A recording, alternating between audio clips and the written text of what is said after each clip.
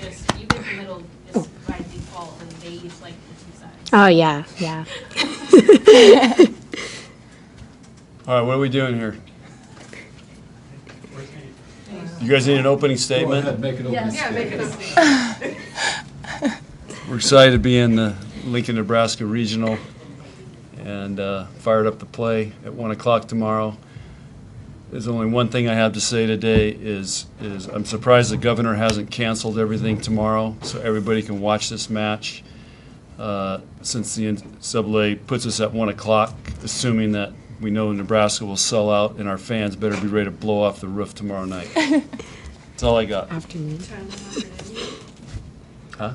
Tomorrow afternoon, maybe. Tomorrow afternoon, yeah. At 1 o'clock, we can blow the roof off this place. I don't want any excuses they haven't had time to fire up. The students will be out there probably at 6 in the morning waiting.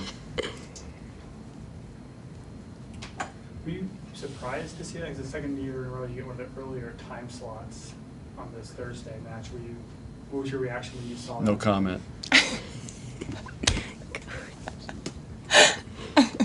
Well, Lexi, Merritt, how do you like playing in the afternoon? You've had a couple Sunday matches where you've played during that. How do you adjust your practice, your kind of routine to get ready before those earlier matches? I think today, obviously, we practiced early too, so it kind of helps to have the day before prepare us a little bit. It's obviously a little different of a feel, but at the end of the day, we're just playing volleyball, so we just kind of have to keep that mindset and not let those outside distractions affect our game and how we get ready for the game. I believe there was one year in Penn State. Did we play at 9 in the morning? Yeah, 9 in the morning. So I don't know. You got to figure that out. You guys do some investigative reporting and figure out why Nebraska's always going early. Do you think that means the NCAA takes advantage that Nebraska will draw a huge audience whenever? No and fans comment. will show up? No comment. He's not mad about it, clearly. I saw the time and I immediately was like, I wonder what you're thinking, so. Hey, we're just happy to be playing. How would you fix it?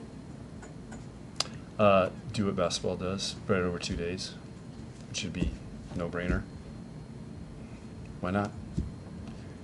So, but it took me 20 years of complaining about, why are regionals back-to-back nights. And what we used to do, and I remember my first year at Wisconsin, we got to a regionals, and we were actually hosting it. I think it was in '95, and we played Notre Dame. We didn't start because everything went late, so we didn't start till 9 o'clock at night. The match finished past midnight, and we had to play Florida at 1 o'clock the next day. You tell me that's good judgment by the NCAA. So now at least we've been fighting and to get a day in between, because these athletes are, they're maxing it out and they need recovery time. And that's the problem when you go back-to-back regionals, which I think was last year, the first year we did this, where there was a day in between. I mean, you've got people going late and then they get the early match and they don't even get enough time to recover. So, so we made a baby step. Let's take another step. This is also a time of year, though, where you're not just balancing the NCAA tournament, you still have classes. So does that extra day, that space, allow you to also be able to balance a lot of these things a little bit more effectively that you wouldn't have been if they were always back-to-back? You kind of have a little more time, space to spread things out. Yeah, I think so for sure. And I think the later the season goes, the more stressful it can get. So I think just having that extra day to get, whether it's recovery, school, seeing your family, whatever it is, that extra day kind of helps you manage all that stuff. Lexi, after getting knocked out in this round last year, do you still kind of remember that feeling? And is there any, extra motivation from that? Oh, yeah. I know we've talked as a team, and I mean, a lot of the team is new and wasn't here last year, but just from some of the returners from last year and just how we weren't satisfied at all with how that season ended. And this is a whole new team, a very competitive group of girls, and I think we're all just ready to get out there and just keep taking it game by game. And I know that Becca's fired up and ready to make it a lot farther this year. So, John, when you start looking at Georgia Tech, their schedule, or on film, what gets your attention, Georgia Tech?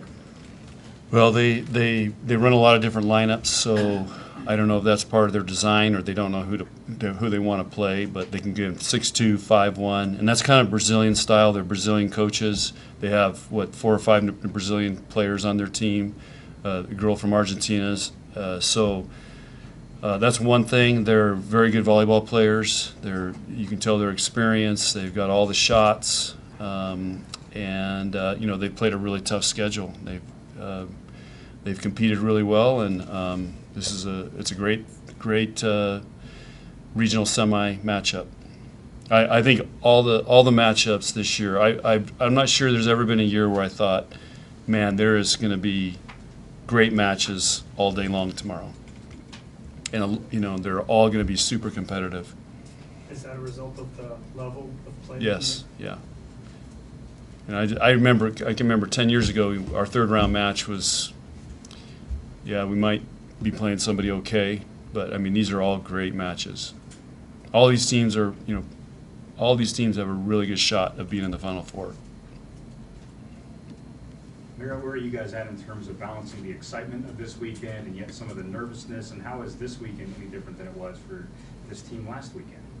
I think we're, like Lexi said, just taking it day by day, and we always like to remind ourselves and each other that we're just playing volleyball. Like, we just had another practice like we did at the beginning of August, and so I think for us as a team, it's just making sure that we remain level-headed in that aspect and just treating it as another game. And obviously we're really, really excited, but I think it's also good to remind ourselves that we play volleyball for however many hours that day, and we do it every single day. So it's nothing different than what we did yesterday or what we did last weekend or 3 months ago.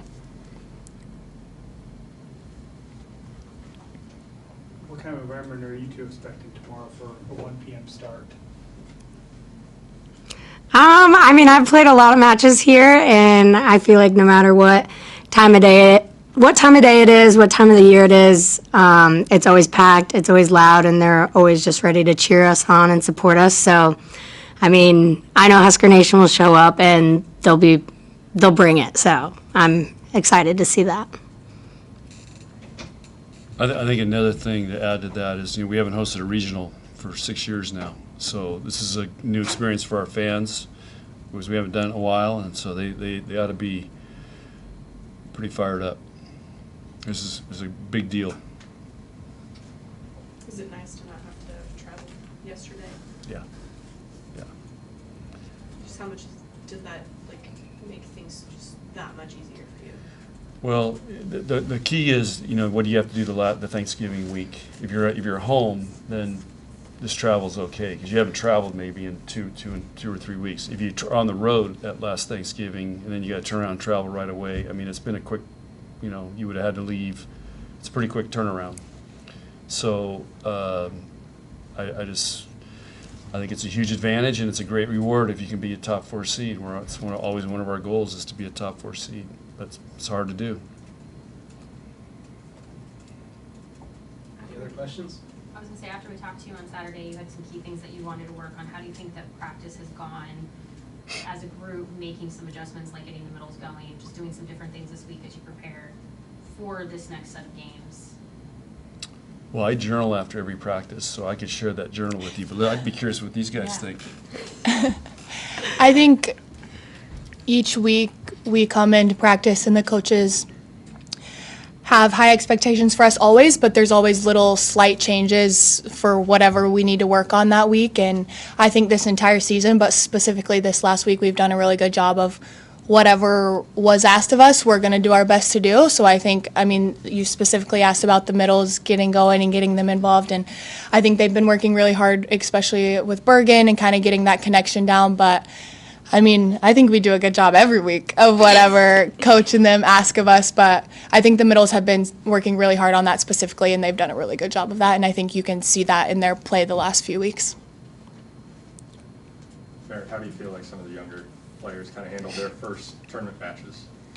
Yeah, I think they're doing a great job. It's really hard, and it's hard to manage it all during finals and things like that, but I think they're carrying themselves so gracefully, and they're doing a great job. And I know that I'm super proud of them, but I think they also, what makes them so special is they do a really good job of just remembering that they play volleyball all the time and just treating it like another match. And I think they do a great job of that, and that's why they're able to handle it so well. But I think they've done a really good job. John, you've said all year long just about the gym, your practices are always at such a high level. Have you seen it like gradually grow throughout the year, or are you guys just kind of at the same place, humming right along? Like, you know, how do you evaluate, I guess, the growth of this team and where you guys are at right now with 2 weeks left in the season? Yeah, we're a much better team than we were 3 months ago. We're a much better team than we were a month ago. Our level has gone up in pretty much every skill. This team loves to train. I never have a problem motivating them in practice. Never. This whole year.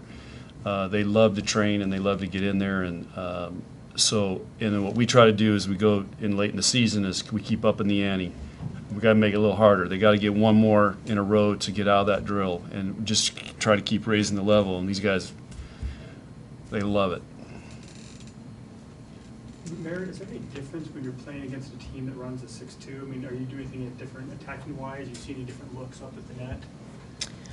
I would say obviously it's different from a blocking standpoint just because you're not in the 5-1 rotations, but I think for the most part, I mean, it gives us a little bit of an advantage if we need to recycle and things like that. That's what we've worked on. There's always a setter in the back row that we can go to and put them out of system, but I think for the most part, there's slight difference defensively just because there's 6 attackers in the front row compared to 5 normally, but for the most part, I mean, it's volleyball, you know, it's going to happen. And we've played, Wisconsin runs a 6-2, like we've played teams that run 6-2s this year. So just another game. They just happen to run a 6-2. John, how is Lexie coming along? She was in practice today. She's getting better every day. Is she closer to playing? I'll tell her you asked. She's getting close, but she's got to turn it loose in practice for a whole practice yet. We're not there. We've gone through most of practice. Like she did everything today, so, but still ways away. Lexi, why do you think coach hasn't had to motivate this team during practice, be ready for practice and have good practices? I think everyone just has such a passion for getting better, and I think everyone's really bought into this team and the goals that we set at the beginning of the year, and we knew that it was going to be a long season and that we were going to have to get after it every day, but every single person, all 14 of us and the entire coaching staff was bought into getting a little bit better each and every day. And I mean, it's a huge props to all the coaches because it's hard to ask so much of a team at the end of the season, but they're constantly asking us to just get a little bit better at what we're doing. And I think that says a lot about our staff and just this team and where we want to go. Lexi, with each passing match, does the weight of being the #1 overall seed grow larger, or did you guys just kind of learn how to deal with that pressure during the season, being towards the top of the league and the top of the country? I feel like we've been learning all year long and just trying to keep those outside factors outside and just worrying about our side of the net, and that's been something we've prioritized, is just focusing on how we can play our type of volleyball and not worry about what seed we are, who we're playing, any of that, because at the end of the day, it just comes down to how we play.